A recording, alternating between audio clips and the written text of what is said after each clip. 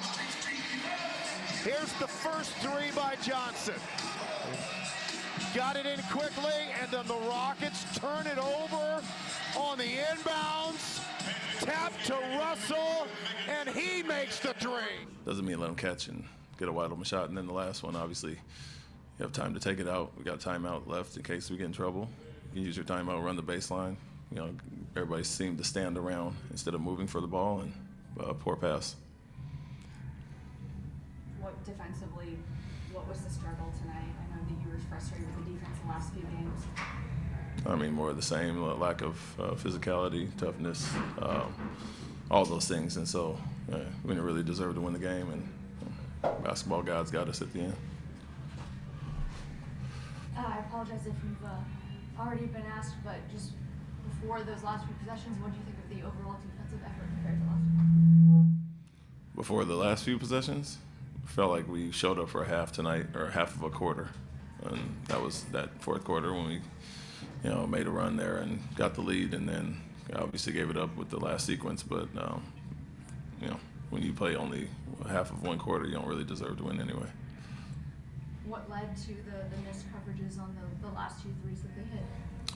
Yeah, we let them catch and get a shot off too easy. We want to switch everything, push the catches out, and back up when they take the shot, because we don't want a 4-point play, obviously, but that doesn't mean let the guy just shoot an open shot and don't contest it at all, or be in the vicinity. And then obviously the turnover at the end, we got a timeout. You got to run the baseline. You guys got to get open and not just stand in one spot. And then we got to use that timeout if you don't like anything. But poor pass there. Coach, Alperen tonight, I feel like he was playing like Shaquille O'Neal because of his missing free throws. If I am not mistaken, he lost 6. Do you think he should practice more free throw for the future games? No, I mean, we all practice a lot of free throws, and so it's not on that.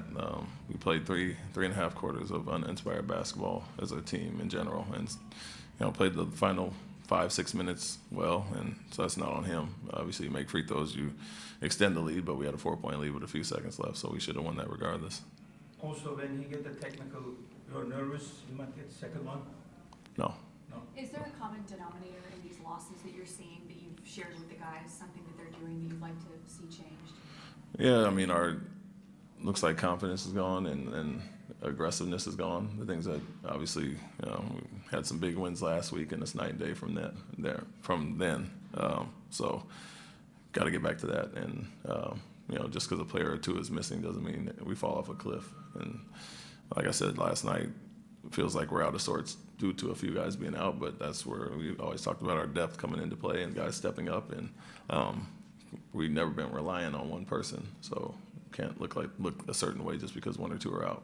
Do you think after some of the big wins that you guys had on the last road trip, that you guys get a little comfortable? Is there anything else? I think even before that, I talked about our starts to games, and our defense in general had a ton of slippage in January, and so we still won those games. It was more of a shootout, more offensive improvement, but get back to doing what we're doing. And although they didn't score 100 tonight, it wasn't really due to our defense, more of them missing shots, and it wasn't our physicality. So regardless of the outcome tonight, or if we would have won or lost, I don't feel like we played up to our potential defensively at all, obviously offensively either. How good was to get those contributions from Reed Sheppard tonight? Yeah, we needed it from whoever could provide a spark. And when we looked dead and lifeless at times, it's good for Reed and Cam and some of the bench guys to come in and infuse us with that. Just got to get it from more of the group in general. Talk about this time of year, guys being banged up, tired, and playing through things, and you can tell a little bit of that. But while you're out there, you have to do with what you have and take advantage of opportunities, and it's good to see Reed do that. Coach, I noticed that you weren't in your usual spot as far as on the sideline is concerned, where you sitting on the bench a lot, where you're just trying to get another view or angle of the game. No reason. No, we know what we got to do against this team. We just played them and got to go out and execute.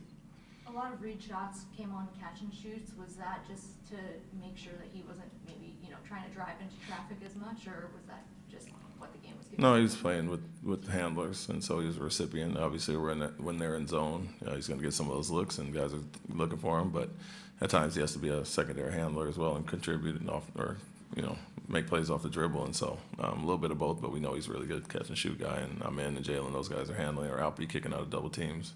He's going to be a recipient of some of those.